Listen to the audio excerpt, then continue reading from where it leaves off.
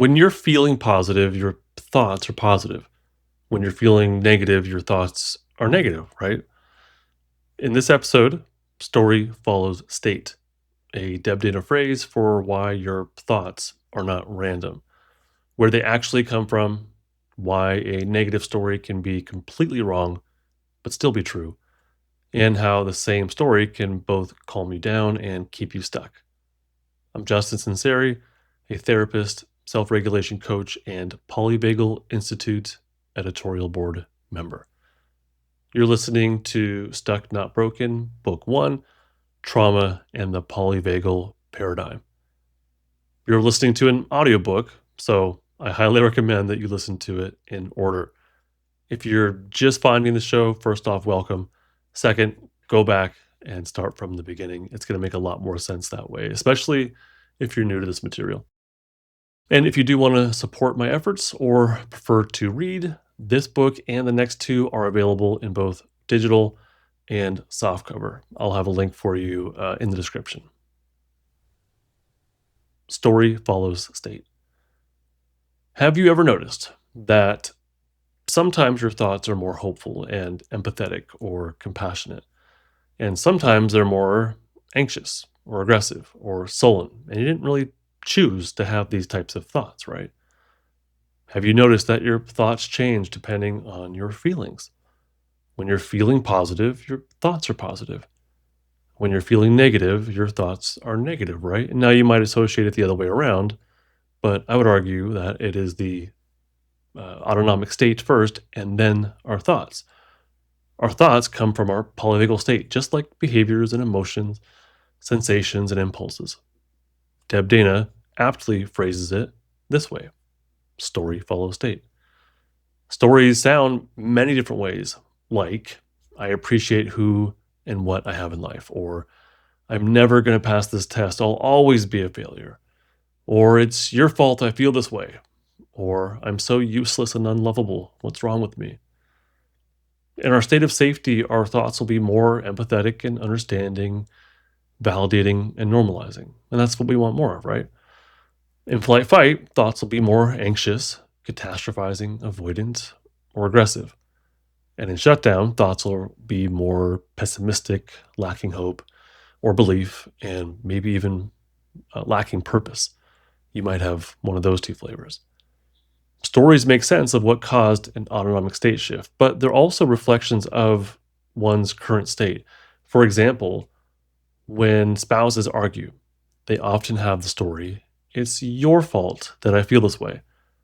That story explains the state shift toward probably fight, but it's also a reflection of their current state, probably fight. If they felt more positive or more safety in their system, their story would change to something like, I'm feeling some anger coming up.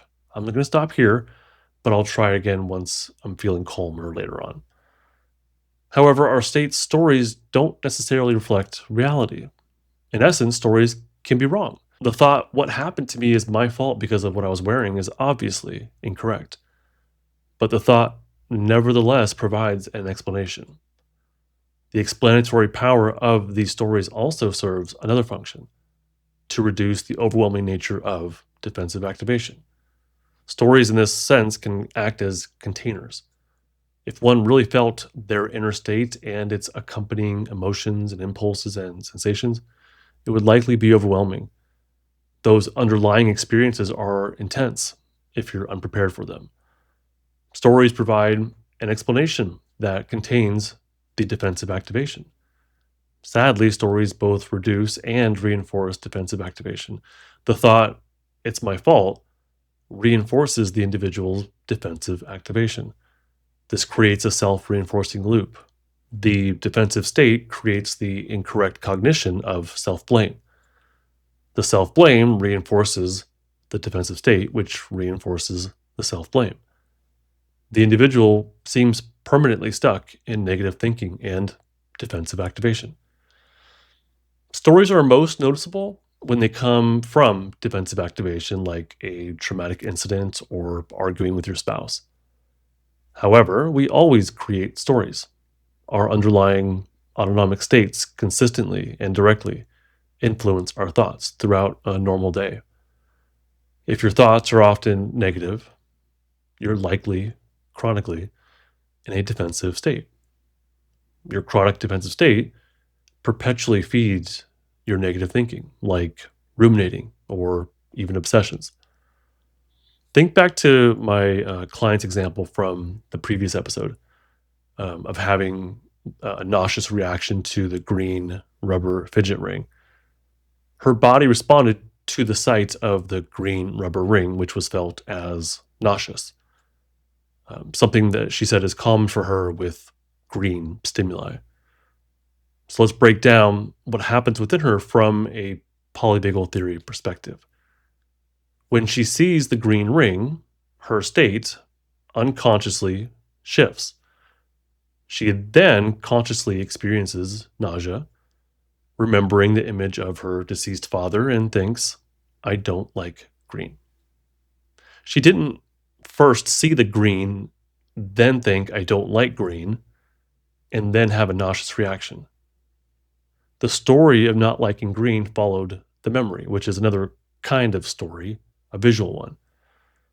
These stories followed the biological autonomic shift, which was felt as nausea. Her brain attempts to explain the state shift in response to the stimuli. I felt shut down, therefore I don't like green, says the brain. And that's both true and not true. Suppose we were to successfully renegotiate the trauma response for this client and then get her more access to her safety state. If so, she might discover she doesn't really have an aversion to the color green, and she might even like it. But currently, in a stuck state, she doesn't like green since she neurocepts it as a life threat based on past circumstances. Remember, stories can help explain, but they also help contain the state shift. The story, I don't like green, provides her with an avenue to get a sense of control over her current, like the experience of her state, and possibly to avoid falling even further down her polyvagal ladder deeper into dysregulation. Instead of actively remembering and thinking about the image of her father, she can think, I don't like green, and leave it at that. She can also avoid future triggers by avoiding the color green. However, the story also provides her an avenue for her to communicate with me as a supportive person, which will also help her to maintain her spot on the ladder. Her noticing the I don't like green story is the first step toward getting to the next story, which is the memory of her deceased father. The second story, the memory, is a direct visual link to the state shift that was triggered by the traumatic experience in the first place. If we simply stay with the I don't like green story and try to avoid green, well, we'd be one step removed from the direct experience of the autonomic state, a state that she went into in the past but is recurring in the present moment of the therapy session and at other points in her life as well. Okay, we are done with this one. Here are 3 things that you should have down by now before moving on to the next episode. Number 1, autonomic nervous system. Our internal processes are on autopilot. That's important. Number 2, neuroception. Our safety and threat detection system that shifts our autonomic state. And number 3, story follows state. Our thoughts are a result of our state. Next time, all about the safety state. And we are going to meet Courtney for the first time, but definitely not the last. Her story will help us understand these concepts in more detail. Thank you so much for listening to the audiobook version of Stuck Not Broken, Book 1.